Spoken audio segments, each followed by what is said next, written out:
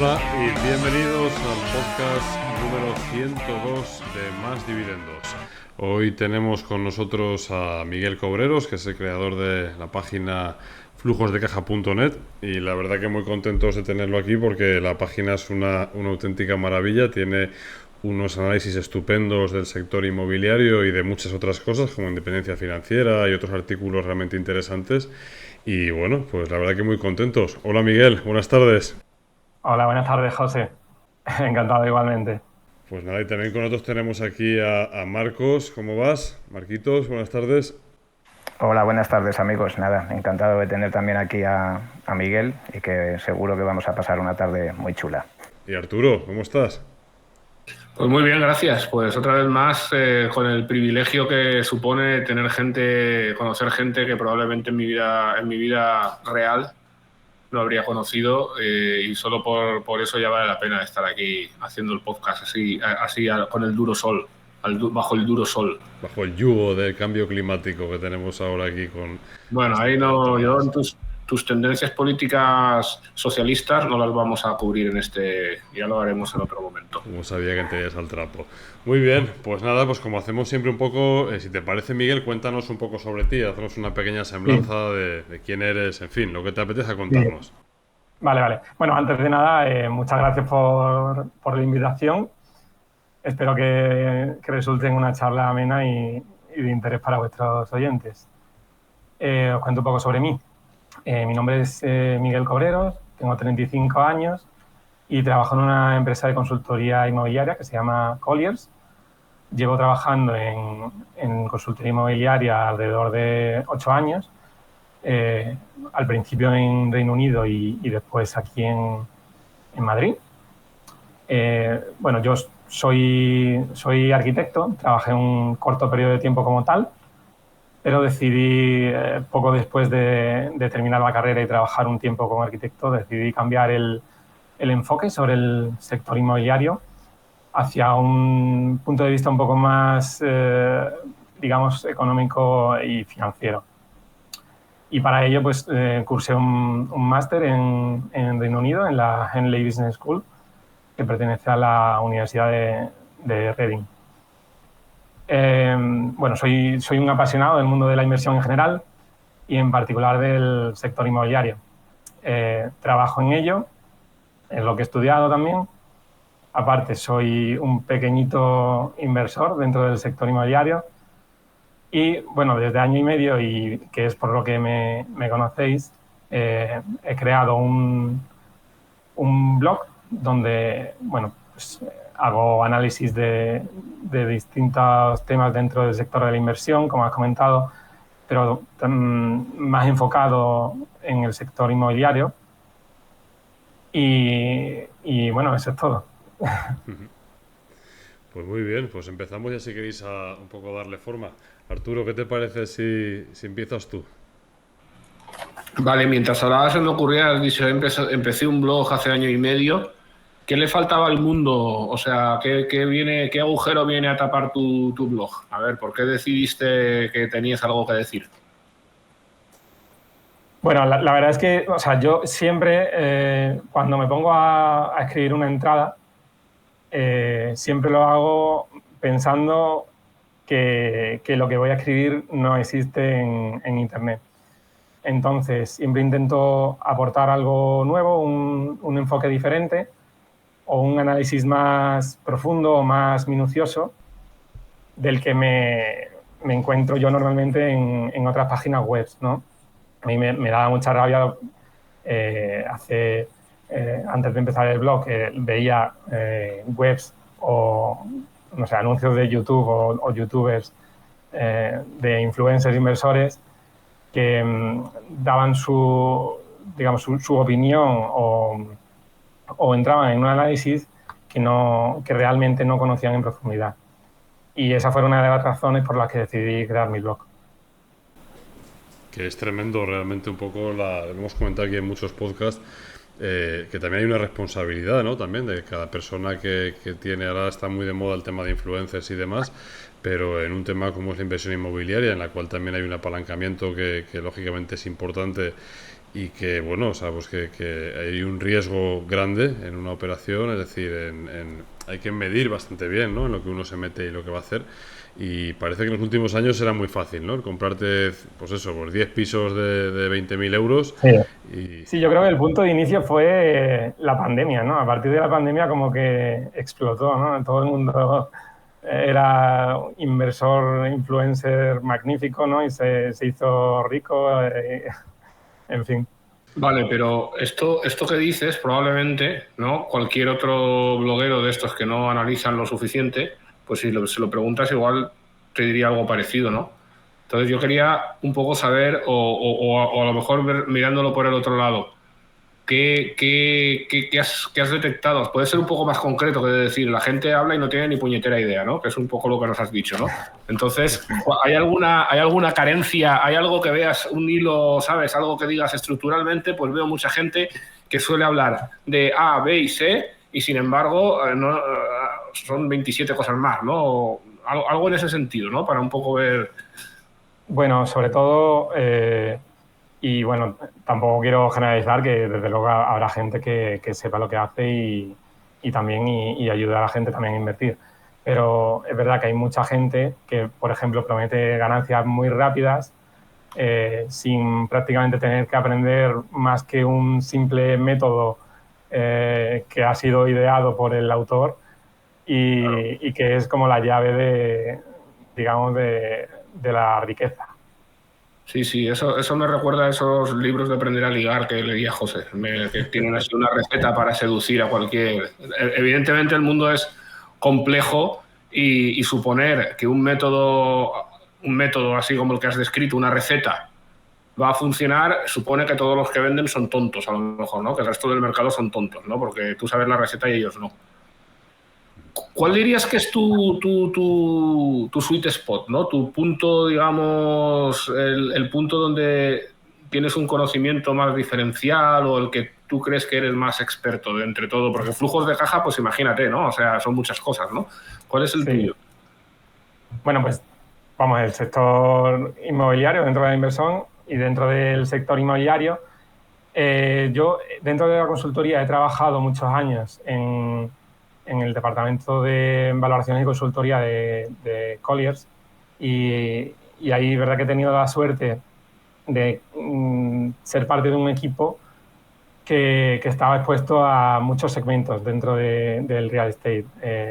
Hablo tanto de, por ejemplo, de residencial, de logístico, industrial, turístico, retail, centros comerciales.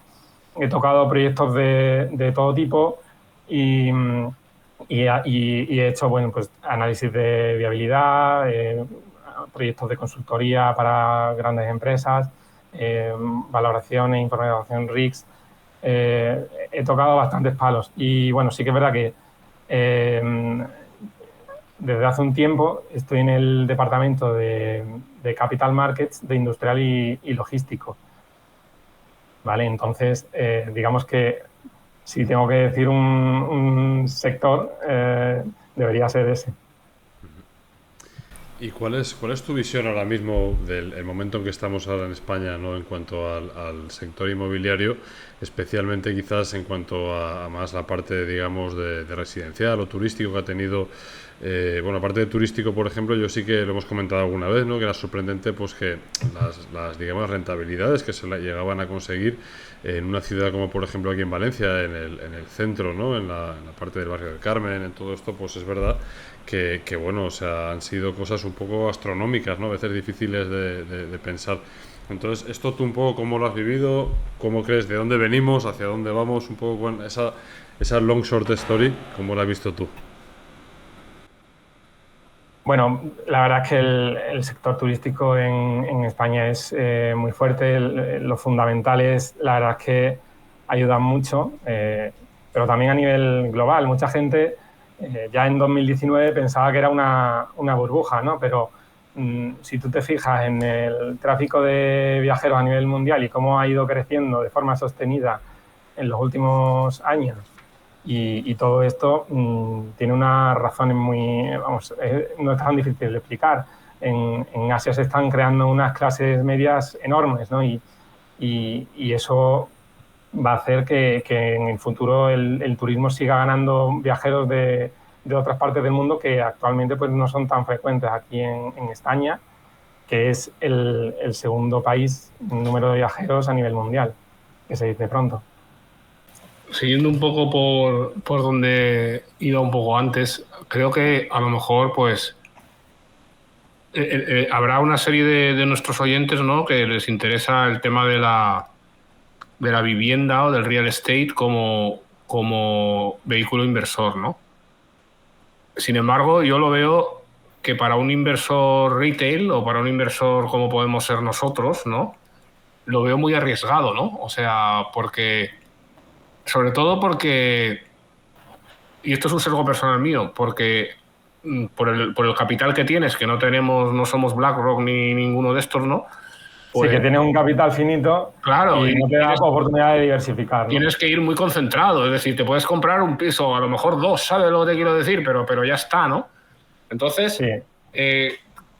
¿Qué te parece esto? Es decir, porque además luego tenemos la vivienda que usas como servicio de vivienda, ¿no? Que eso es distinto, ¿no? Y tendemos mucho a mezclarlo, o mucha gente yo creo que lo tiende a mezclar, ¿no? Pero ¿qué piensas? Porque yo diría, no inviertas en vivienda, primero porque no sabes, lo más seguro es que no sepas, ¿no? Y lo otro es porque el riesgo de concentración es muy grande, ¿no? Es decir, a pesar de que el ladrillo y tal y no sé qué, es decir, y te diría, pues hay muchos REITs por ahí de todo tipo de lo que te quieras exponer. Que si te molan los apartamentos turísticos, hay. Si te molan las antenas de teléfonos, hay. Si te molan los centros de datos para la nube, hay. Hay de todo lo que tú quieras y es muy fácil entrar ahí, ¿no? Entonces, ¿tú qué piensas? ¿Estoy diciendo una tontería o no? No, a ver, sí, comprendo perfectamente lo que me dices, que quizás para lograr una diversificación mayor, pues tienes la oportunidad de comprar una acción que te puede costar 10 euros y dentro de esa acción, si es, por ejemplo, de Merlin Properties, pues tienes exposición a centros comerciales, a oficinas, a plataformas logísticas, o sea, a muchos tipos de activos en muchas localizaciones.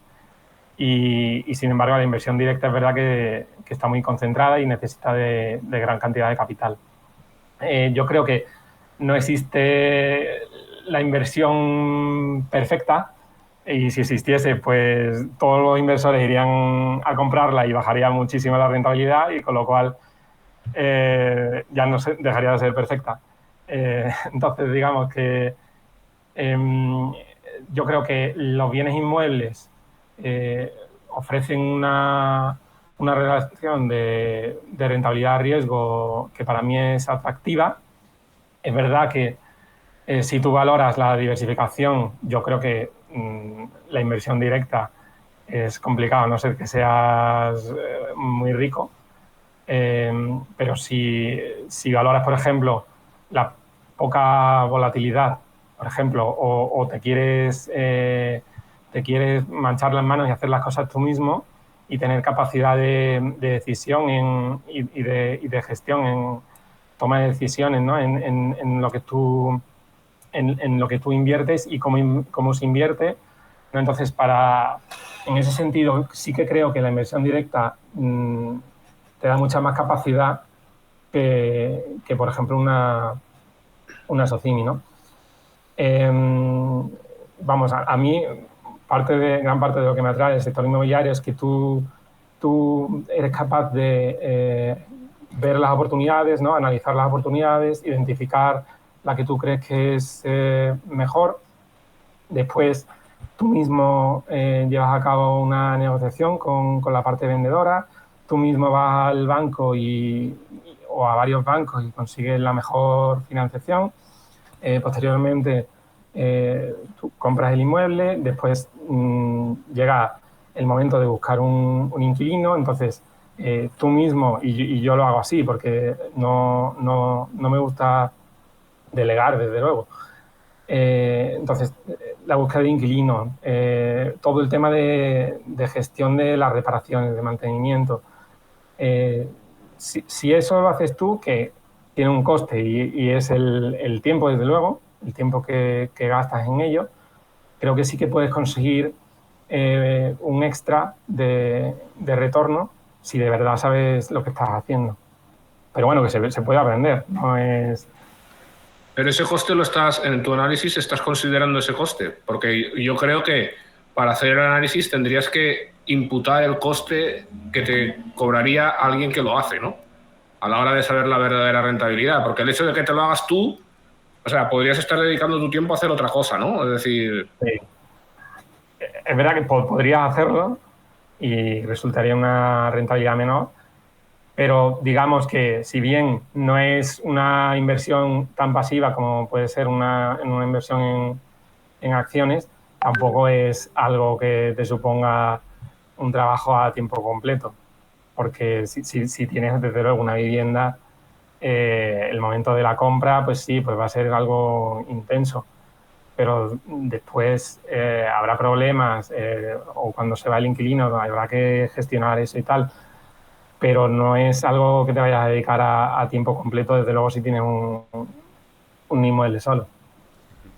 Yo también te quería preguntar, en tu experiencia y demás, si tuvieras que ver un prototipo, digamos, de vivienda, por así decir, para poder alquilar, ¿dónde te encuentras más cómodo, ¿no? En viviendas de muy poquito valor, en viviendas que son pequeñas, pero están situadas en muy buenos puntos, saber un poco qué perfil, por así decir, sería tu vivienda ideal, ¿vale? Y luego, pues bueno, la segunda parte sería, a día de hoy siguen habiendo oportunidades en ese tipo de activos. Vale, pues a ver, yo intento, aquí hay dos extremos, ¿no? Está quien te dice que bueno, el mayor retorno lo conseguirás en pisos lo más baratos posible, en zonas que van a estar seguramente muy lejos del centro, seguramente no sean buenas localizaciones ni bien conectadas. Que te daría miedo ir a cobrar el alquiler también, ¿no? Te daría miedo ir a... A lo mejor. Sí, sí. Y está el otro extremo, que es quien lo que quiere es salvaguardar el capital prácticamente, ¿no? Y que el retorno por alquiler no sea tan importante, ¿no?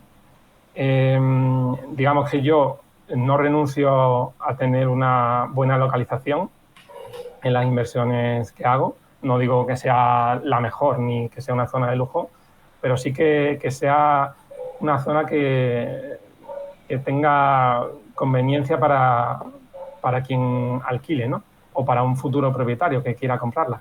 Digamos que priorizo la localización y me gusta que sean zonas bien conectadas, con transporte público, que sean barrios con una densidad alta, con servicios cercanos, con supermercados, con tiendas, que sea una zona donde a mí me podría gustar vivir. Pero sí que en este caso renuncio más a que sea un bloque, digamos, moderno, digamos que puedo comprar un inmueble en un bloque más antiguo, aunque no tenga ascensor, si está en una buena zona.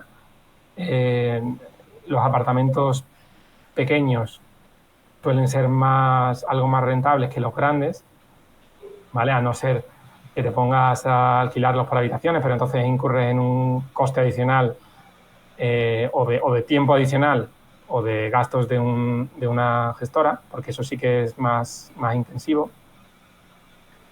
Y bueno, básicamente es eso, ¿no? O sea, doy más importancia a la localización y no tanta, digamos, al inmueble, a la calidad del inmueble en sí. Aquello del location, ¿no? De las tres cosas más importantes. Sí, sí. Exactamente. ¿Ibas a decir tú algo, Arturo? Perdona. No, sí, antes estaba pensando también en cuando has comentado esta gran moda de los pisos para alquiler turístico, que parecía así un poco, hubo una gran fiebre, no sé cómo estará ahora la cosa, pero yo también, o sea, claro, yo pensaría que si aquí hay mucho valor, ¿no? Es decir, las grandes empresas bien capitalizadas deberían estar copándolo y a lo mejor lo están haciendo, ¿no? Pero ¿eso es realmente así? ¿O es que los que empezaron ahí fueron pioneros que se metieron en un sector poco regulado, tomando unos riesgos que a lo mejor de los que ni siquiera eran conscientes, porque la regulación está viniendo y va a seguir viniendo, ¿no? Y por eso no entran. ¿Por qué no entran? ¿Por qué las grandes empresas, si es un sector tan atractivo, por qué no han desalojado, y valga la redundancia implícita, ¿no?, a los inversores así atrevidos y totalmente individuales, ¿no?, que se han metido en ese sector?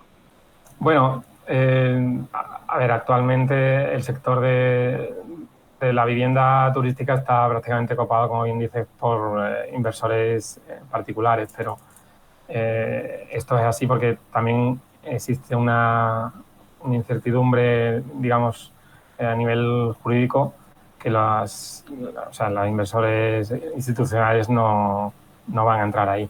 Ellos entrarían en un edificio a lo mejor de apartamentos turísticos de muchas unidades en un buen sitio turístico en las principales ciudades, pero no en una vivienda turística, en un piso, dentro de un bloque.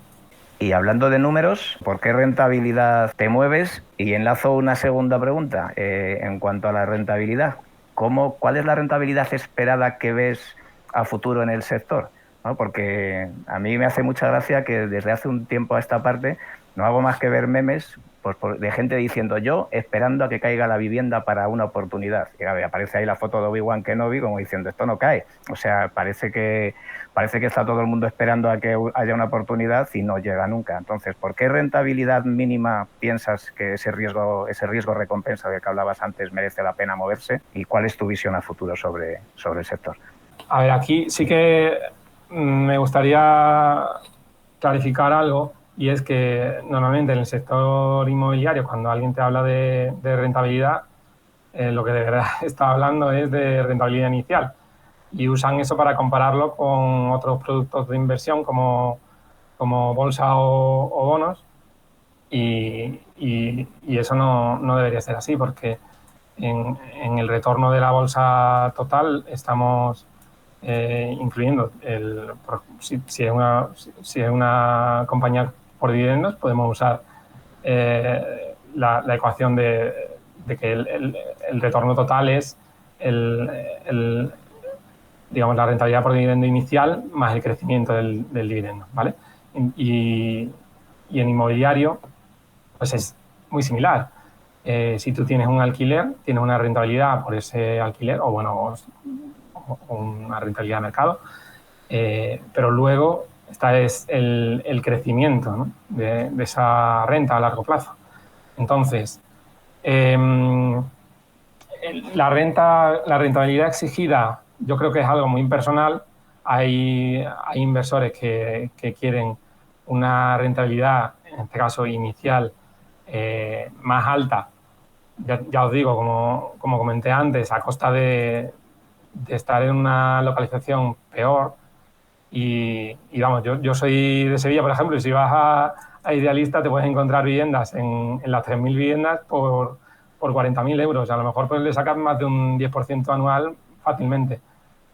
Pero eso conlleva muchos riesgos.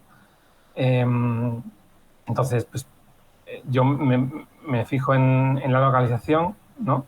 Y ahí pues te tienes que ir a rentabilidades iniciales más bajas, que estarán, intento que estén cerca del 6 o el 6% neto de gasto inicial, ¿vale? Y eso con unas rentas que se incrementen en línea con la inflación a largo plazo, que podríamos estimar de forma razonable en torno a un 2%, pues te daría un retorno total anual del 8%, alrededor del 8%.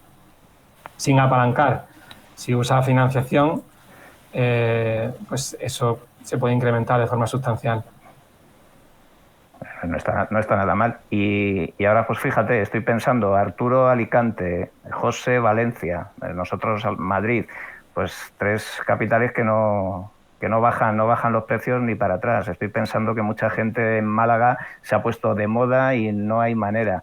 En cuanto a geografía, ¿hay alguna apuesta en geografía de decir estos lugares siempre van a ser alcistas, como no hay oferta ya es muy difícil y la demanda siempre va a ser fuerte, los precios solo tienen una dirección? ¿O hay en algunos lugares en los que puedes ver, digamos, hoy tú haces estudios diciendo, oye, pues aquí a lo mejor se ha quedado la vivienda más estancada, pero a largo plazo, por lo que comentabas, puede tener una habitabilidad lo suficientemente atractiva como para que haya una rentabilidad bueno, pues sostenible? Bueno, lógicamente, a ver, los inversores y a nivel institucional esto es también así. En España hay dos ciudades que están muy por delante de las demás, ¿no? En cuanto a seguridad de tu inversión, ¿no? En vivienda, que son Madrid y Barcelona, en relación a los fundamentales, ¿vale? De demanda, sobre todo. Otra cosa es los temas de intervención política que pueden ser más digamos, hay zonas que son más dadas a intervención del mercado de alquiler. Después de Madrid y Barcelona hay ciudades que simplemente por crecimiento demográfico, por tamaño de la ciudad en sí, que es una de las cosas más importantes, después también teniendo otras cosas en cuenta, ¿no? Como el nivel socioeconómico de la ciudad y otros temas. Hoy en día Málaga gusta mucho, Valencia también gusta mucho, y por detrás estaría pues Sevilla, algo por detrás quizás Zaragoza. Son las ciudades que se priorizan en el mercado. ¿Y corrección de precios está en tu cabeza o piensas que la corrección va a ser, digamos, nominal? O sea, que la inflación pasa por encima de los precios y que esta caída de precios que mucha gente espera, ¿no? Que lo que cuesta 100, que luego va a costar 80, pues que nos podemos esperar sentados y que es muy probable que no venga. Bueno, a mí también me gustaría saberlo con certeza, pero en líneas generales el valor de la vivienda se moverá en torno a, o sea, crecerá en línea con la inflación a largo plazo, digamos, ¿vale? Y contando con toda la zona geográfica. Luego, obviamente, pues hay muchas excepciones. Pero sí que es verdad que si los tipos de interés siguen subiendo y la vivienda se hace inasequible, llegará un momento en que la gente no pueda comprar. En ese momento tendrán que bajar los precios, porque si nadie puede comprar, lógicamente los precios no pueden seguir subiendo. Luego también se da la casualidad, ¿no? De que, bueno, que realmente sí que se ha construido mucho menos ahora. A mí eso fue una de las cosas que vimos con Gustavo y demás, y me llamó mucho la atención de cómo, comparadas lo que se construía, digamos, antes de la explosión de la burbuja aquí en España y demás, con lo que se construye a día de hoy, y vamos, todavía queda, o sea, se construye bastante poco, ¿no? O sea, en función de, inclusive por la demografía que podría tener el país y demás. ¿Esto cómo lo ves? Sí, bueno, el sector de promoción de obra nueva aquí en España hoy día está muy profesionalizado, todas las decisiones se toman de forma racional y con cuidado, ¿no? Lo de la burbuja de 2007-2008 fue una auténtica locura y no creo que lleguemos a esos niveles, la verdad, incluso a largo plazo, vamos. Una pregunta. Yo siempre he pensado, ¿no? Porque yo me considero muy inútil para el tema de la inversión inmobiliaria, ¿no? Porque no logro ponerme en el papel de cómo se valora. La mayoría de la gente valora por la casa de al lado, ¿no? Y digo, ostras, o sea, me parece súper inquietante esto, ¿no? Entonces, bueno, como una empresa, si sabes el valor de algo que es muy similar a lo tuyo, pues ya tienes una referencia buena. sí, pero tampoco creo en la valoración por múltiplos comparables en las empresas, ¿vale? Entonces, o sea, ahí soy consistente, ¿no? No soy como Feijóo, que iba a pactar con Vox y ahora quiere pactar con el PSOE, por ejemplo, ¿no? Por poner un ejemplo así reciente. La cuestión es que ¿por qué no hay gente o sea, ahora el sector inmobiliario se dedica a acompañar al vendedor. Es un poco lo que busca, ¿no? Es decir, conseguir propiedades para vender y luego buscar clientes que las quieran comprar. O por lo menos yo lo percibo así. Cuando me he relacionado con alguien del sector inmobiliario, me da la sensación de que su cliente es... Bueno, su cliente al final eres tú, porque tú eres el que pagas, ¿no? O sea, al final del todo, el que compra, porque el que compra es el que pone el dinero, eso está claro, ¿no? Pero siempre veo como que están con el vendedor, ¿no? Entonces yo pienso, no podría haber, si yo me quiero comprar una vivienda y yo reconozco que no entiendo, en lugar de estar yo pegando barrigazos por ahí, pues ir a un señor, pagarle, ¿no? Y decirle, búscame una vivienda de estas características, de estas condiciones, no sé qué, pero no alguien que solo te quiera vender las que tiene él, ¿sabes? Es decir, sino alguien que sea pues como un profesional, pero del lado de la demanda en lugar del lado de la oferta. Pues yo no sé si esto... ¿no? de esto de inmobiliario. Bueno, no sé, un experto, tío, ¿sabes? O sea, porque yo, claro, es decir, tú, o sea... Sí, alguien que te asesore, ¿no? Sí. A ver, a nivel de compradores particulares, es verdad que lo normal es que las agencias pues lleven los pisos que les dan los vendedores y los publiquen en portales. Y los compradores pueden hacer su propio estudio de mercado y seleccionar los inmuebles que más les convienen. Que el valor añadido que hacemos ahí no es solo, digamos, de intermediación, ¿no? Sino que también es de asesoramiento, de estudio de mercado y bueno, otra serie de cosas, ¿no? O sea que... Pero esto no lo hay. Es como, yo tengo un amigo que es constructor de pequeñas reformas y todo este tipo de cosas, ¿no? Y yo voy con él por la calle y me dice, mira, ahí hay ese fallo, esa casa tiene por ahí no sé qué. O sea, él, claro, es profesional y lo ve, ¿no? Y me lo cuenta y claro, yo le digo, ostras, tío, pero esto es... o sea, ¿por qué no te montas una empresa para cuando alguien vaya a comprarse un piso, decirle, vente conmigo, ¿sabes? Y le echas un vistazo. Dice, ostras, yo creo que me matarían aquí, ¿no? Es decir, o sea, Y sin embargo, tengo amigos en Reino Unido, porque yo también he vivido allí, que allí sí lo hay. Allí eso sí que existe. Es decir, y conozco gente de primera mano que lo ha utilizado. Es decir, cuando va a comprar una casa, llama a un señor, ese señor se va con él y le dice, mira, tienes ahí una humedad que eso te va a costar 3,5 huevos de eso de nuevo, vamos, también a nivel de inversión institucional, cuando hay una inversión, se hace una due diligence técnica, se contrata a unos arquitectos o ingenieros que hagan todo ese chequeo. Es verdad que a nivel particular, cuando tú compras una casa y la compras como cuerpo cierto, si después sale algo que tú no has visto durante la visita, pues eso te lo comes tú. Claro, pero es que además, o sea, fíjate la situación de decir, voy a llevar, o sea, a un tío a que mire la casa, ¿sabes? Es decir, o sea, yo estoy seguro de que se produce una situación con la mayoría de la gente ligeramente violenta, ¿vale? Porque el vendedor, ¿sabes? Dirá, este que viene aquí bueno, al final eres tú, si le pagas tú al que viene contigo, pues tú sabrás, ¿no? Es como hacer otra visita más, ¿no? O sea, pero no sé, a mí son cosas, por eso me inquieta el mercado inmobiliario, ¿no? Porque veo todas esas... En el segmento profesional, por supuesto, es como dices, porque aquí somos profesionales y vamos...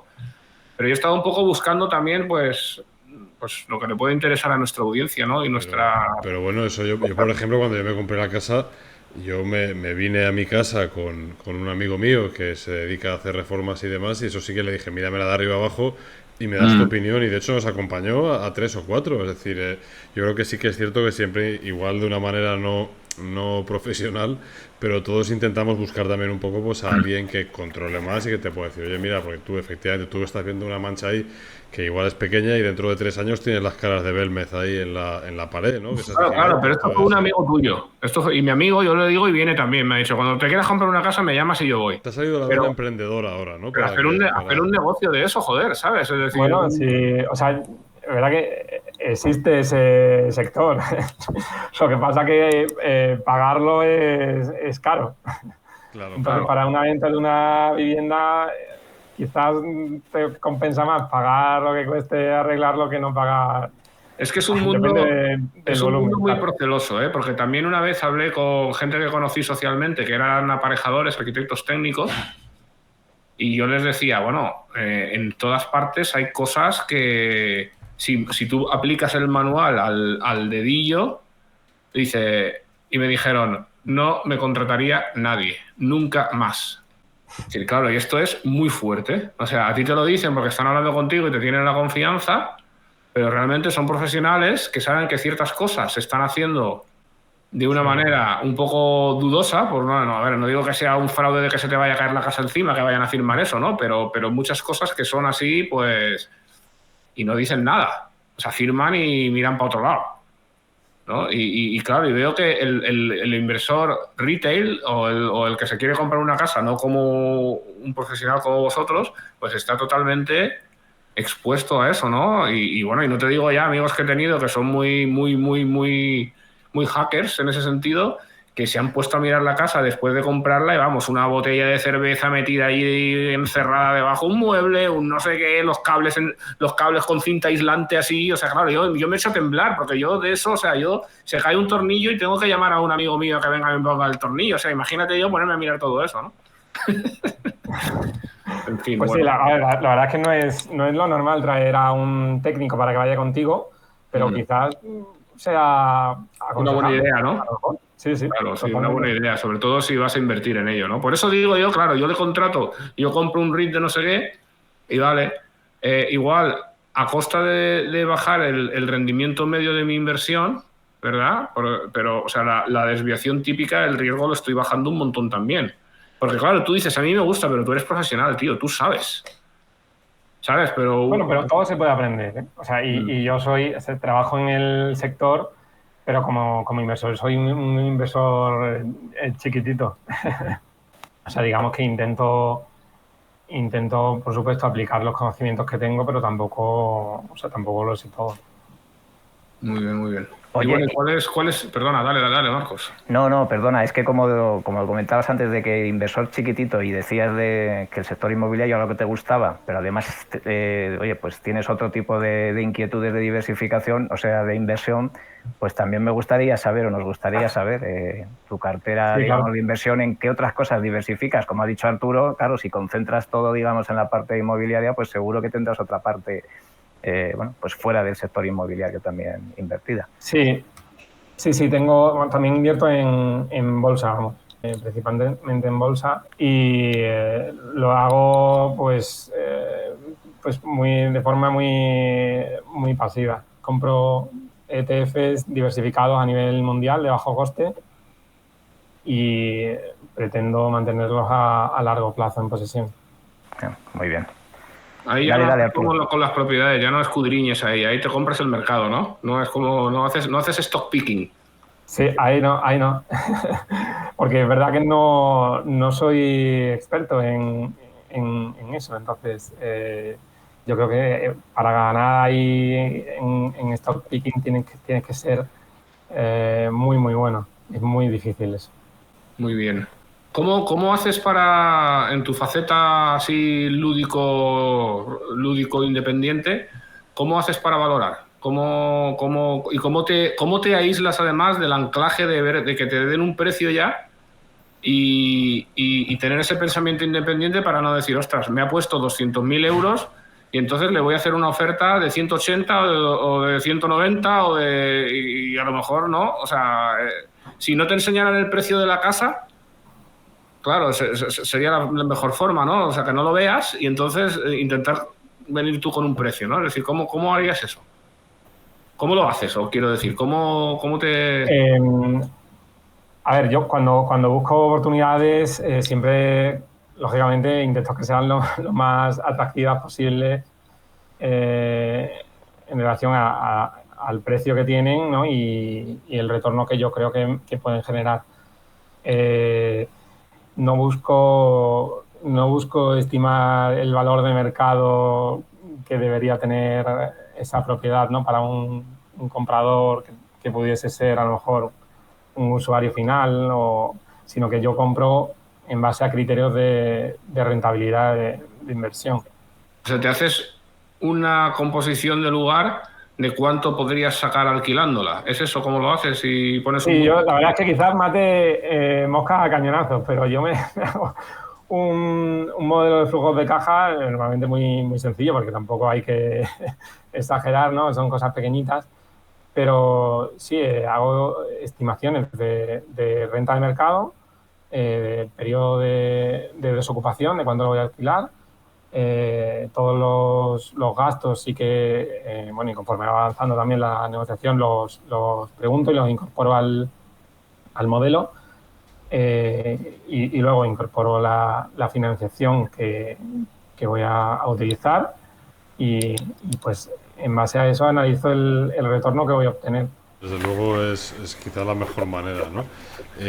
Y bueno, más o menos, a día de hoy, ¿cómo lo ves? O sea, de una manera un poco global, ¿cómo ves el mercado actual?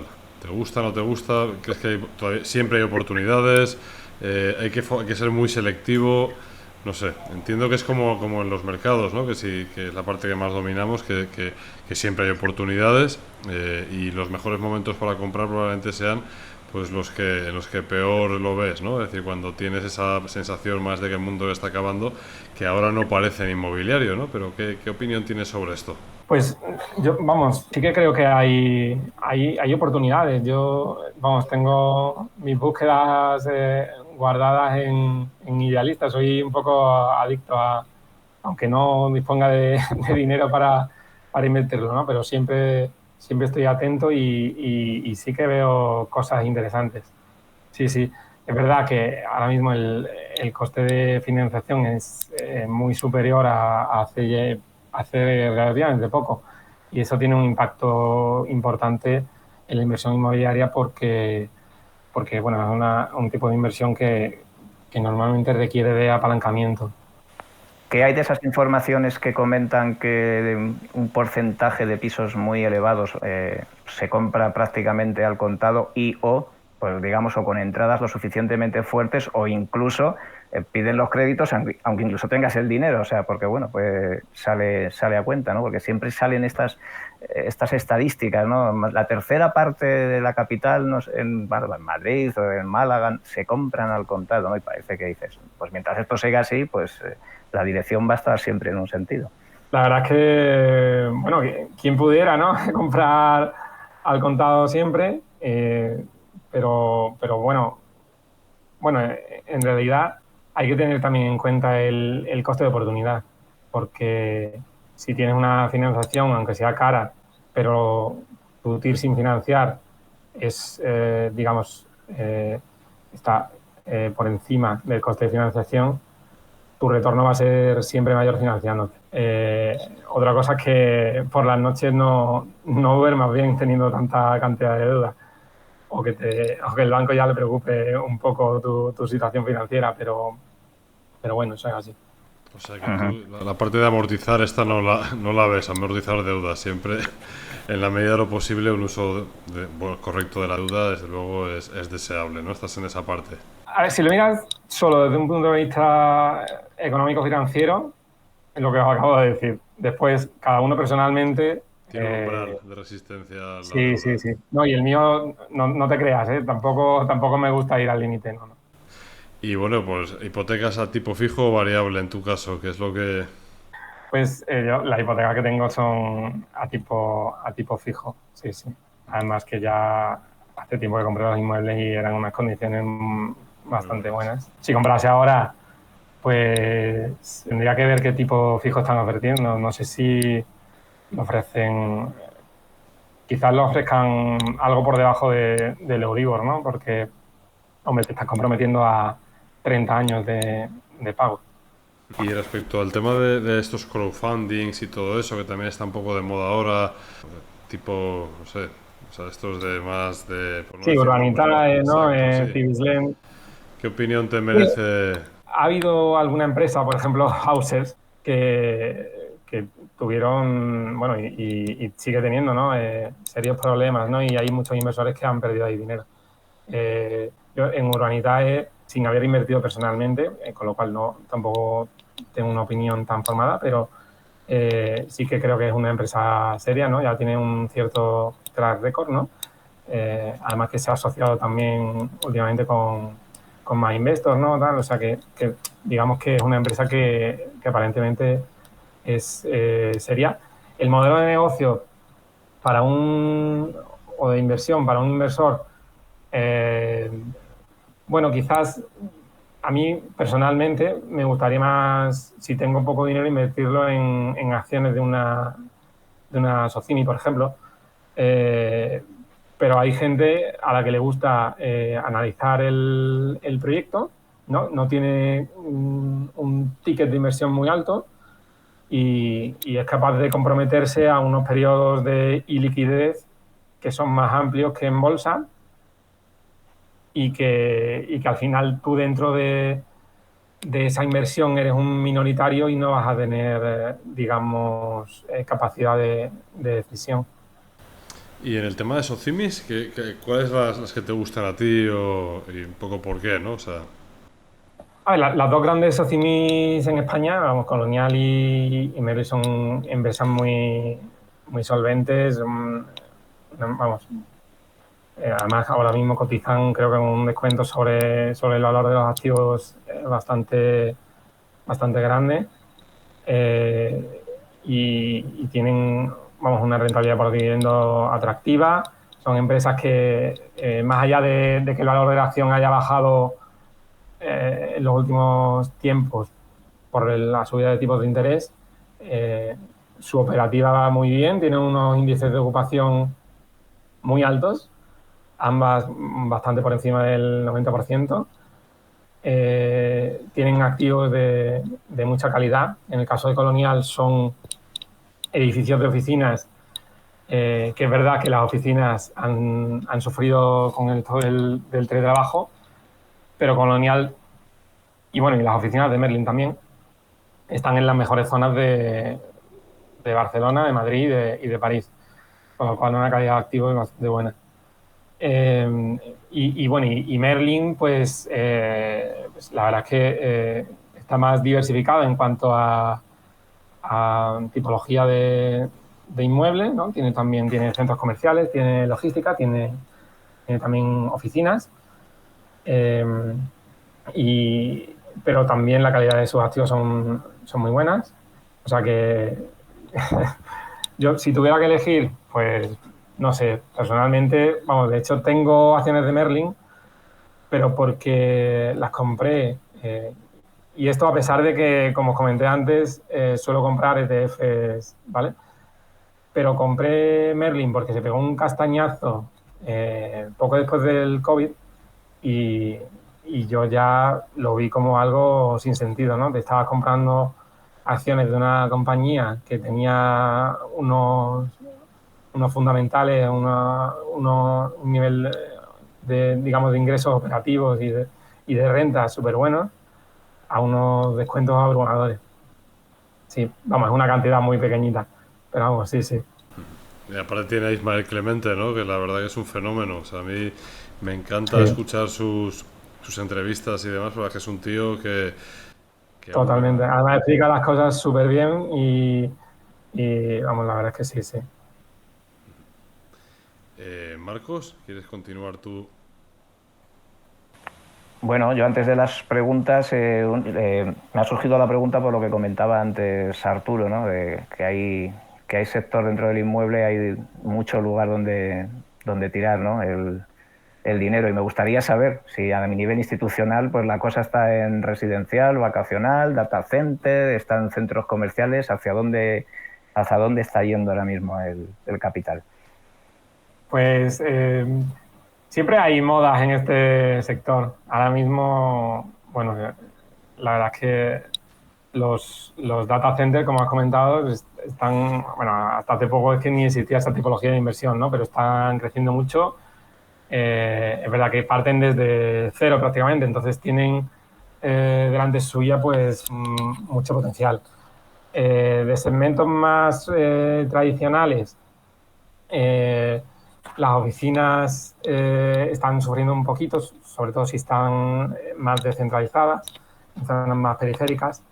El logístico, que es donde yo, industrial logístico, hay a nivel de usuario, los niveles de take-up, que es la ocupación nueva de inquilinos, están muy fuertes A nivel inversor hay mucho interés inversor, a nivel promotor también hay mucho interés por comprar suelos. Si bien es verdad que la subida de tipo de interés ha hecho que los inversores no puedan comprar a las mismas rentabilidades que lo hacían anteriormente. Y se da el tema de que los vendedores no quieren vender más barato. Entonces, ahí las operaciones faltan por cruzarse por este tema. ¿Vale? Y eso también pasa en otros sectores, ¿no? Por ejemplo, hay mucho interés también institucional en residencial, pero ahí ha habido también una subida de yields que en ese caso ha sido incluso desde más abajo y de más o menos de un punto y medio. Entonces, pues como parten de un 3% de rentabilidad y van hacia un 4%, la caída de valor que pueden pagar los inversores es mayor que si fuera de un 4% a un 5%, digamos. Y bueno, el sector hotelero también tiene mucho interés, por supuesto, desde hace muchos años. No, después de lo que comentaba Miguel, nada, que yo por mi parte, pues no sé si comenzamos ya con las preguntas. Sí. Tenía por ahí algún tema de qué opinión tienes sobre el tema de, pues, de la rentabilidad del 4%, pues este tipo de estrategias FIRE, ¿no? Que también habla en su blog. Aquí tuvimos a un invitado también que hizo un doble podcast, Rafael Monleón, ¿no? Y él es bastante seguidor también, ¿no? De ese tipo de estrategia FIRE, claro. Que ahora lo comentarás, ¿no? Y explicas un poco, ¿no? a la audiencia. Pero, claro, quiero decir, cuando es partiendo de bases de personas que, pues, no sé, por decir así algo grosso modo, pues son capaces de ganar 200.000 y viven con 100.000, pues entonces el chiste está hecho ya, ¿no? Ahorras 100.000 durante 10 años y tienes 1.000.000. Ya está vista, ¿no? Para sentencia, ¿no? Entonces, bueno, yo fíjate que si no fuera de estas personas o de quien lo comenta, ¿no? Porque en el grupo del que somos muy amigos, 2035, pues hay gente seguidora un poco de estas tendencias y por eso las he seguido. Pues no sé si tienes una opinión al respecto. He visto que escribías con respecto a ello. Y si eres seguidor o simplemente interesado. Sí, bueno, sí soy seguidor, pero me tomo las cosas con tranquilidad. Sí es verdad que no creo que sea un objetivo fácilmente alcanzable y hay gente que ni siquiera creo que sea posible alcanzarlo, simplemente porque hay mucha incapacidad de ahorrar, ¿no? En muchas familias aquí en este país. Pero yo lo tomo como más bien una premisa de vivir por debajo de tus posibilidades, ¿no? Ir ahorrando, ir invirtiendo. Y bueno, con respecto a la regla del 4%, yo creo que tampoco hay que fijarse en un porcentaje específico. En torno al 4% podría ser, pero habrá años que a lo mejor pueda gastar más, pueda gastar menos. Pero yo creo que como filosofía a largo plazo está bien. No hace falta tampoco ganar 200.000 al año y jubilarte en 10 años, ¿no? A lo mejor puedes tomártelo como algo a más largo plazo, pero no vivir mal. O sea, porque eso tampoco tendría sentido, vivir toda tu vida mal para poder retirarte algo antes, ¿no? Tampoco creo que sea... Pero a veces están esas cifras que mucha gente, ¿no?, se monta también en la cabeza y la vida, si una cosa tienes que es totalmente impredecible, es decir, oye, pues igual uno se piensa, pues que no sé, que con 2 millones o con 3 millones perfectamente podría, y en circunstancias normales suele ser así, pero si eres demasiado joven y luego por lo que sea, pues tienes algún percance que hace que ese dinero pues se evapore, ¿no? Que lógicamente pues en la vida pueden pasar muchísimas cosas y nadie está pues también yo creo que si te pilla en una etapa de tu vida que luego eres inempleable también y es decir, o has perdido totalmente las habilidades que te llevaron algún día también a poder acumular pues un cierto patrimonio, vamos, que es difícil, ¿no? Yo creo que dar ese salto también un poco a... Sí. No, y también, a ver, yo creo que lo de la parte de retire early hay que cogerlo un poco con pinzas, ¿no? O sea, retire más que... Yo creo que sería más bien tener la libertad de dedicarte a lo que tú quieras, ¿no? No vas a quedarte en casa sin hacer nada el resto de tu vida, ¿no? Porque yo creo que eso sería muy, muy aburrido. Totalmente. Pasamos ya a las preguntas del foro. Pues venga, vamos allá. La primera era Pegata, que decía: buenos días y enhorabuena por el invitado que no tenía la suerte de conocer. A mi modo de ver, el riesgo de la inversión inmobiliaria es la tremenda regulación política a la que está sometida y que no se prevé vaya a disminuir en el futuro. ¿Tiene el invitado estrategias para ir sorteando estas marejadas presentes y tormentas futuras que se vislumbran en el horizonte? Bueno, sí, la verdad es que a los gobiernos históricamente en España siempre les ha gustado mucho intervenir en el mercado inmobiliario, pero más específicamente en el mercado de vivienda, ¿no? Y yo creo que la pregunta lleva también más en relación a ese mercado. Si tengo alguna solución, bueno, más que sortear, habría que convivir, ¿no?, con la regulación existente y bueno, si te da, si no quieres alquilar una casa con la ley actual, pues venderla, ¿no? O también puedes ir a otro tipo de alquileres, ¿no? Que no están dentro de la LAO, como alquiler por habitaciones o alquiler de temporada que sea real, ¿no? Por necesidad del inquilino. Bueno, o seguros de impago. Y bueno, yo creo que eso es todo, ¿no? Eso y lógicamente es lo que creo que perjudica más esta ley, es que la mayoría de propietarios van a seguramente alquilar su vivienda a los perfiles más solventes, ¿no? Entonces la capa menos solvente de la población pues se verá más afectada. La siguiente pregunta de Camacho, la primera parte ya la hemos comentado, que preguntaba un poquito pues, sobre las principales cotizadas de España del sector y demás. Bueno, él preguntaba cuál era la más interesante, que también lo he respondido ya, pero hay una última parte que dice: ¿cree que es mejor para un inversor comprar Merlín o comprar una casa para alquilarla? Gracias por su blog, que sin duda es muy didáctico. ¿Merlín o una casa? Bueno, yo creo que son cosas muy diferentes, ¿no? Muy diferentes. Que tienes un artículo en el blog que precisamente comenta esto, ¿no? O sea, comentas que Sí, comparas sí, yo creo que asociaciones.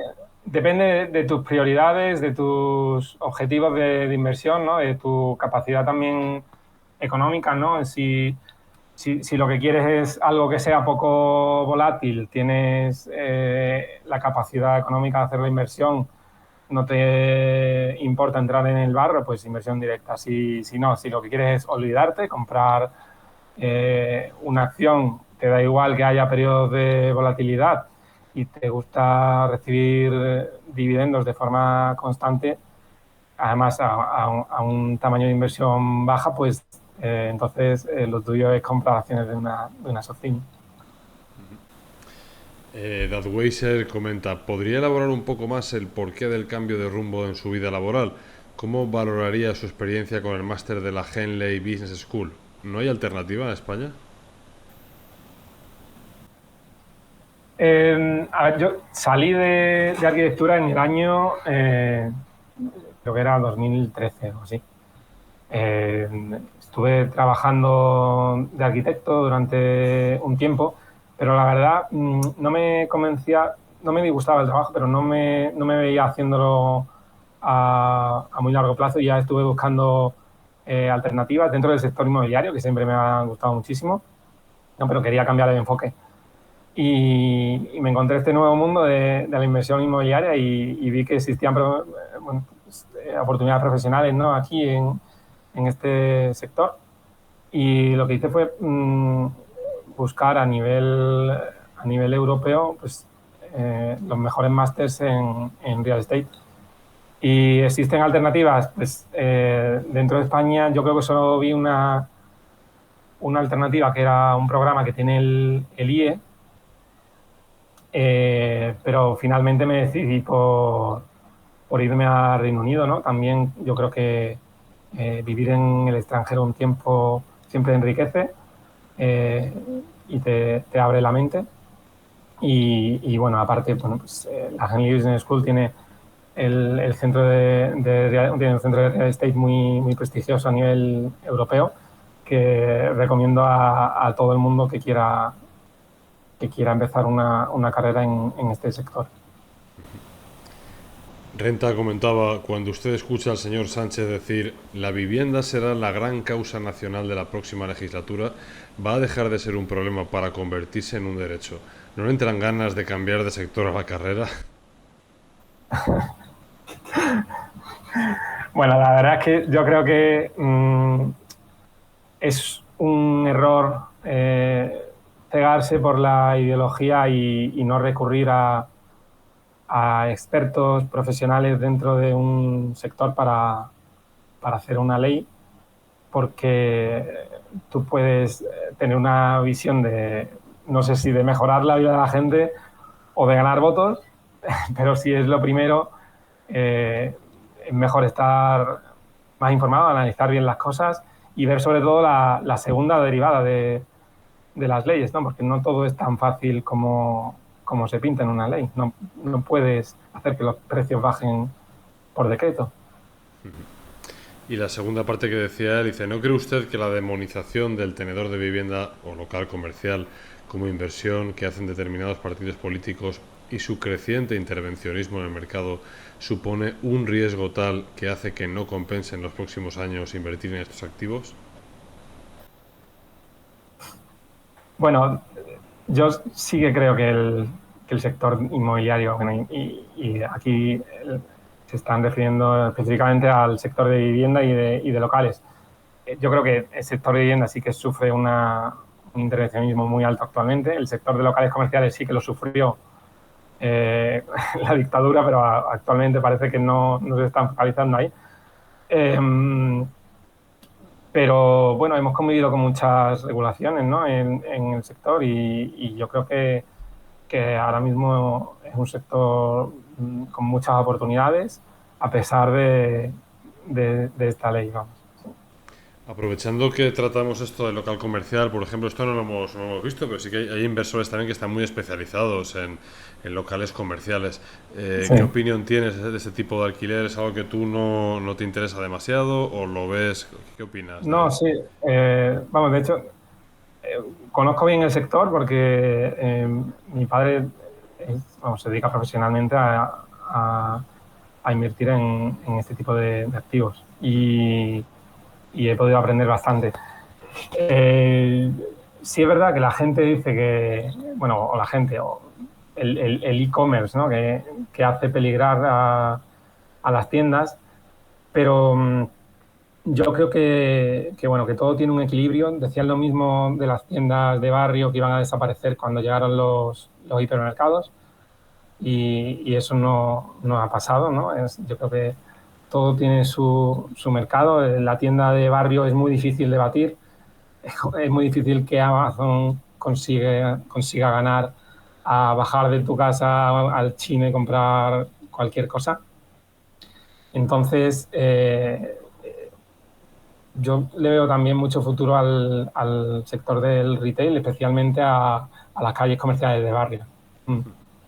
¿Y qué está ofreciendo mejor rentabilidad? ¿La vivienda, local comercial, naves industriales, dentro de la logística? No sé, un poco por saber un poco a día de hoy dónde están las mejores rentabilidades. Hablando de rentabilidad como yield, rentabilidad inicial, ¿vale? Los inversores ahora mismo están dispuestos a pagar más por activos, por ejemplo, residenciales que tienen yields más bajas. Yo sé que puede sonar contraintuitivo, pero es así, ¿no? Digamos que el producto más atractivo es el que tiene la yield más baja, ¿no? Porque es el que se están peleando más para comprar. Su precio sube y con una misma renta, pues baja la rentabilidad. De los segmentos que has comentado, yo creo que los que tienen una rentabilidad más alta, que asocia el mercado a un riesgo algo mayor, quizás sean los centros comerciales, pero de nuevo, Los centros comerciales en España tienen una salud buenísima. Todo el mundo se creía que nadie iba a volver al centro comercial después del COVID, ¿no? Después de que nadie fuese a un centro comercial, pero la gente ha vuelto a llenar los centros comerciales. Bueno, y Merlin, por ejemplo, tiene una ocupación de centros comerciales, pues récord histórico, he leído esta mañana en el periódico, o sea que... Y para un inversor particular, por ejemplo, el hecho de invertir en naves industriales, o sea, en teoría la yield que podría tener sería superior, ¿no? A si estuviera en un mercado residencial. Sí, sí, vamos, si encuentras el producto bueno, se supone que en naves industriales puedes encontrar un producto con rentabilidad, con yield superior a lo que puedes encontrar el producto con similares características en residencial. Es verdad que es un mercado muy heterogéneo. Dentro de residencial, como hemos comentado, está desde el producto super prime hasta el producto situado en zonas deslocalizadas. Entonces, comparando zona buena con zona buena, la rentabilidad de una nave en zona buena será superior a la rentabilidad de un activo residencial en una zona buena. ¿Y esto por qué? O sea, lo has comentado un poco, pero yo no acabo de entender por qué los inversores tienen más apetito en teoría por algo que en teoría está más regulado, ¿no? Y que estamos viendo, porque fíjate que todas las preguntas van un poco, pues si te fías de que el gobierno está interviniendo mucho, que, o sea, parece a todas, o sea, en principio, ¿no? O sea, parecería que el riesgo regulatorio sería mucho mayor, por ejemplo, y eso te costaría probablemente más. Sí, de hecho, vamos, las naves han sido, yo creo, de los pocos activos inmobiliarios que el gobierno prácticamente no toca. Pero bueno, hay otras características de estos tipos de activos que hacen que no haya tantos inversores o los inversores no estén dispuestos a pagar unas rentabilidades tan bajas para adquirirlos. Y bueno, yo creo que tiene también mucho que ver con el volumen de demanda, ¿no? O sea, digamos que cuando tú vas a alquilar una vivienda, hay muchos potenciales inquilinos. En el caso de naves industriales, pues depende de la localización, pues sí, si está en una buena localización, la alquilarás, ¿vale? Pero no va a haber como cuando tienes que alquilar un piso que me pasó hace poco, ¿no? Que tienes que esperar una cola de gente, ¿no? Y entonces te hacen un proceso de selección prácticamente. Es cierto, es verdad, es verdad. Siguiendo, por ejemplo, con Cembado, ¿no? Las primeras preguntas sí que las has comentado también ya, un poco de la rentabilidad esperada y demás. Y bueno, la última parte sí que es interesante, ¿no? Dice, ¿el mejor momento para invertir es ahora, como dice el sabio, o mejor esperar a que los tipos bajen algún día? Bueno, yo creo que si está esta persona pensando en invertir, pues que no se lo piense tanto, quizás no ahora, pero que tampoco vaya pensándoselo durante meses y meses y al final pues haya perdido la oportunidad y los rendimientos que hubiera sacado durante ese tiempo. Yo no creo que sea tampoco tan mal momento para invertir en inmuebles o en otras alternativas. Incluso hoy en día ya se pueden comprar incluso bonos, que antes era impensable. Es verdad. Luego, Dadweiser también ahondaba sobre esta última frase que hemos dicho y decía, si la vivienda se convierte en derecho universal, imagino que se trabajará en formato de vivienda social, como se planteaba con la obra nueva en Cataluña. ¿Podría eso significar un problema grave para que la gente pueda comprar donde quiera? Imaginemos el centro de las grandes ciudades ya de por sí tensionados, si se reduce la obra nueva accesible a cualquiera de la mitad o menos. Sí, yo creo que los gobiernos también municipales están enfocando el asunto de una forma que no es la correcta. Existen bolsas de suelo que son propiedad de entidades públicas y que podrían salir al mercado como vivienda social. Ese sería el camino, ¿no? Actuar desde la oferta, pero no forzar a las entidades privadas a asumir un coste que no van a asumir si no salen en los números, porque en Barcelona De hecho, la regulación que sacaron en ese sentido, lo que hizo fue es que separara la hora nueva allí, o sea, directamente. Entonces, ese no es el camino. Yo creo que las administraciones deberían volver a fomentar la VPO, ¿no? A través de la eliminación de las trabas burocráticas que existen. Y también, que es algo muy importante en la mayoría de sitios, incrementar el módulo, porque los promotores no van a construir VPO con un módulo que está por debajo de los costes de construcción.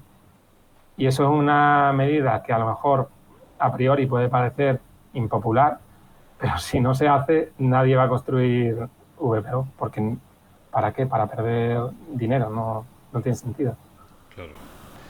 Ignatius un poco profundizaba también en esto porque decía, bueno, sobre la frase esta de que la vivienda iba a dejar de ser un problema para convertirse en un derecho. Él reflexionaba el artículo 47 de la Constitución, ¿no? Que todos los españoles tienen derecho a disfrutar de una vivienda digna y adecuada, en fin, esto tan conocido. Entonces dice, si el Estado, amparado por la Constitución, tiene el poder de garantizar este derecho, también es el responsable de su incumplimiento. Vamos, que si la vivienda es un problema y no un derecho, ha sido con el beneplácito del Estado. Y dice, abro un melón, si no tuviéramos que preocuparnos por invertir en ladrillo al estar la vivienda garantizada, ¿destinarían esos recursos para invertir en otros activos o mejor en unas gambas, que gustan mucho en el foro? Un poco aquí, bueno, planteando un poco en qué otros activos, ¿no? Entiendo yo que realmente, pues, si no es, que en tu caso yo entiendo que serían por fondos indexados, ¿no? O que si no invirtieras en vivienda, ¿en qué invertirías? Sí, vamos. Y dentro del sector inmobiliario también me interesan muchos otros tipos de activos, ¿sí? O sea, que considero, por ejemplo, activos muy específicos como trasteros, ¿no? Eso también considero que son atractivos u otras cosas. Fuera del mercado inmobiliario, pues sí, seguramente en bolsa. Aunque hoy en día, como he comentado antes, los bonos sí que pueden ser una alternativa. Y los trasteros y todo esto, por ejemplo, que son tan cosas tan pequeñitas, ¿no? A lo mejor que tendrías bastante volumen en teoría, ¿no? De diferentes inquilinos en cuanto a que eso también será mucha gestión también, imagino, ¿no? O sea, al final, con cuanto más número de activos pequeños tuvieras, con más gente lidiarías y me imagino que en algún momento también sería un poco un problema, ¿no? En cuanto a tiempo disponible para la gestión. Sí, el modelo de trastero es más parecido quizá en relación al tiempo de gestión a algo, digamos, más turístico, por ejemplo, un apartamento turístico, ¿no? Donde pagas tú a una gestora o te dedicas profesionalmente a ello. Pero últimamente sí que han proliferado, ¿no? Empresas de trasteros, ¿no? Que o alquilan o compran naves o locales grandes y dentro pues meten un montón de trasteros. Y esto es derivado también del encarecimiento de la vivienda. Porque si tienes un metro cuadrado de vivienda súper caro y lo estás pagando, no quieres tampoco usarlo como almacenaje, ¿no? Si puedes tener un precio más bajo en un trastero y utilizar los metros cuadrados de vivienda que son más caros para otras cosas, pues es mejor para ti. Y otra pregunta que tenía también yo es, bueno, este verano también he estado pues por el sur y el norte de Francia y demás, y comparando un poco los precios de los Airbnbs que habían en Francia respecto a los que había en España, la diferencia era demencial, es decir, era muchísimos mejores precios en Francia alojarte allí en casas, aquí es más baratos. Más barato, mucho más barato, pero ya te digo, con diferencias importantes, ¿no? Aquí ya te digo, parece que de hecho lo que había aquí la oferta era bastante, vamos a decir, no demasiado de calidad y los precios súper disparados, o sea, tremendo. De hecho, ya te digo, la última hora estábamos bajando también desde Francia hacia Valencia y tuvimos que parar más en Bayona porque toda la parte de Euskadi y demás estaba prohibitiva, todo lo que había allí. Mi pregunta también un poco quizás, y es desviar un poco la pregunta de los Airbnbs, pero el riesgo regulatorio lógicamente está ahí. ¿Qué es lo que más, digamos que, cuál es el mayor riesgo que ves en toda esta parte del Airbnb que desde luego ha alcanzado unos precios astronómicos? Es decir, yo creo que en muchos casos alojarte en un Airbnb aquí en España es más caro que alojarte en un hotel. Sí, a ver, vamos, yo tengo un apartamento turístico en Sevilla, en el centro de Sevilla, y y la verdad es que estamos muy contentos con cómo va. Vamos, nosotros sí que vemos una ocupación muy alta, aunque no unos precios tan altos. No sé, quizás por la zona, depende también de la fecha, obviamente, claro. Claro.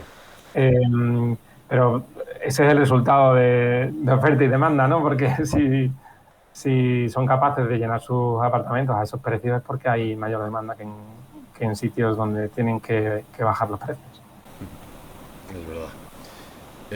Periférico comentaba, ¿sabe su entorno cuál es el patrimonio que tiene o lo lleva en silencio? Me parece mucho más discreto tener una cantidad en activos financieros que el disponer de ese mismo patrimonio en inmuebles. En caso afirmativo, ¿le ha supuesto algún tipo de quebradero de cabeza a la hora de lidiar con envidias, comentarios, que le pidan préstamos, etcétera? ¿Lo ve un inconveniente? Bueno, no tengo un patrimonio tan alto. Que sea... No sé si sería menos conocido que fuese alguien rico por tener el dinero en bolsa que en inmuebles. Tampoco debería ser... No sé, no tendría por qué ser así, creo yo. Luego NeoTrader comenta, en la inversión en inmuebles, ¿cree que puede influir la estacionalidad en el precio? Al menos en la negociación, para conseguir un mejor precio. En otoño e invierno la gente puede llegar a estar más deprimida y podría aceptar un precio menor. Yo si estoy deprimido quiero más, ¿eh? Yo creo que el estado de ánimo Esto no lo he oído nunca, no ¿eh? debería influir mucho en el precio. Yo creo que la gente siempre querrá pues, maximizar el precio de venta de su inmueble. Sí, sí. Aunque esté triste. Y luego Sir Arthur comenta, dice, muchas gracias a nuestros tres amigos y a Miguel por traernos un nuevo podcast que será sin duda alguna de lo más interesante. ¿No considera usted que el indicador sobre el número de licencias de obra nueva es un tanto engañoso para determinar exceso o falta de vivienda en una determinada ciudad, teniendo en cuenta que, al no ser un activo perecedero, el parque de viviendas se va incrementando a lo largo de los años? ¿No cree que es más interesante considerar el parque total de vivienda construida en una determinada zona junto a las viviendas a edificar en planes de desarrollo ya aprobados o en vías de aprobación frente a la pirámide poblacional de la zona y los flujos migratorios tanto nacionales como internacionales? Bueno, para hacer un análisis de este tipo, no habría que fijarse solo en un parámetro, ¿no? Habría que analizar tanto parámetros de oferta como de demanda y en ellos pues se incluyen pues gran cantidad de cosas, ¿no? Desde crecimiento de la población, pirámide de la población, las transacciones que se han hecho, comparar todo con el municipio, la provincia, a nivel regional, a nivel nacional, bueno, y otros factores. O sea, que habría que ver muchas cosas, no solo un parámetro. Y yo te quería preguntar también un poco por qué libros, un poco, alguien que esté interesado en el sector inmobiliario, ¿qué lecturas le recomendarías? Es decir, qué cosas, aparte de la página de flujos de caja, qué libros o consideras que podrían ser, digamos, que valiesen la pena, ¿no? Para alguien interesado en acercarse al mundo inmobiliario de una manera un poco más seria. Pues, si te sé... No sé ahora mismo qué libro recomendarte, la verdad. Tendría que pensarlo. Piénsalo y luego lo ponemos en el hilo del foro, no hay problema. Marcos, creo que tú tenías alguna pregunta más, ¿verdad? Bueno, es surrealista porque estaba aquí leyendo que I. Guerrero te contestaba a qué opinan sobre algunos artículos que había puesto Miguel y ponía que la independencia financiera son los padres. Y yo, perdonad que siga siempre con mi rollo, pero cada vez, o sea, claro, cada vez, a lo mejor la muestra es muy pequeña, pero el número de herencias o de personas que conozco que se van a jubilar y se van a vivir a sus pueblos o a sitios de la playa y le dejan la vivienda en la capital o en lugares cercanos a los hijos, cada vez crece más. Y yo cuando estuve leyendo, ahora que estaba leyendo esto, digo yo, pues es una gran verdad. No sé, yo siempre comento que creo que Digamos que en España desde hace tiempo se está traspasando y heredando riqueza cuando hace 2, 3 generaciones, las de nuestros padres, para que no decir las de nuestros abuelos, esto no era así, no se traspasaba, vamos, no es que no se traspasara riqueza, se traspasaba pobreza, ¿no? Y ahora yo cada vez, no me digáis, a lo mejor es sesgo de entorno cercano, las pocas personas que conozco que viven en el centro o pueden acercarse al centro, que tienen facilidades, pues es poco más o menos pues por una de dos, o por donaciones, sucesiones, o poco más o menos porque sus padres pues abandonan la ciudad a una vida mejor en otro lugar y dejan un buen fondo. Sí, a ver, es verdad que en España y sobre todo la generación de nuestros padres son la mayoría propietarios, ¿no? de un inmueble y en la mayoría de los casos también está ya pagado. Entonces, pues la riqueza de esa generación, gran parte de ella está en las viviendas.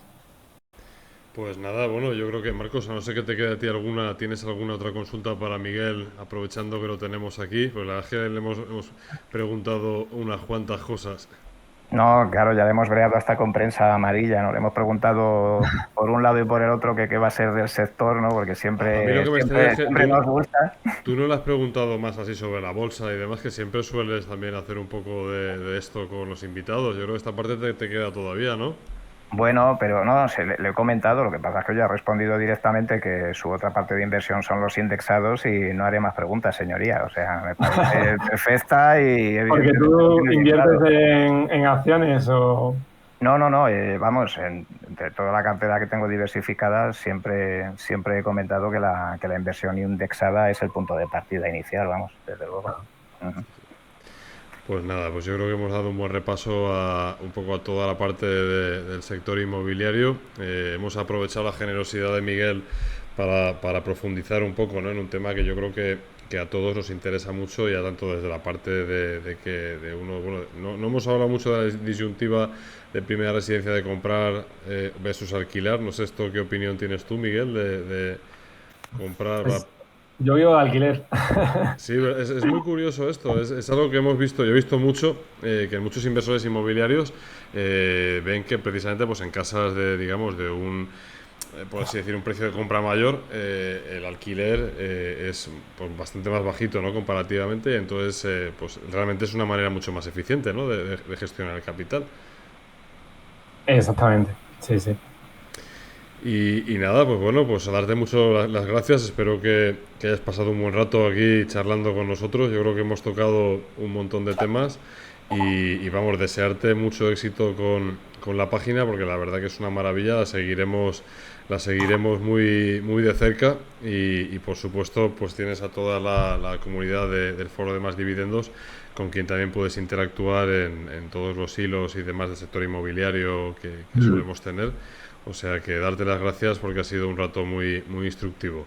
Sí, no hemos logrado sacarle una receta así sencilla para saber qué es lo que hay que hacer, pero... No es un buen influencer de estos de crecepelo, ¿sabes? Que te dicen que comprando... No sé, yo seguro sé el que tiene una receta. Si la tuviera, yo creo que me la quedaba para mí. La tienes y no nos la quieres contar, pero bueno, los que quieren hacer las cosas fáciles son nuestros patreones, que son los que nos subvencionan, ¿no? El foro. Entonces, pues nada, pues ahí está. Que si queréis seguir oyendo a gente tan interesante como Miguel, pues que nos echéis una mano. ¿Vale? Es muy fácil ahora ser Patreon, ser mecenas y aquí estaremos. Pues nada, muchísimas gracias, Miguel. Bueno, muchas gracias a los tres. Nada, muchas gracias a ti. Y seguimos. Muchas gracias.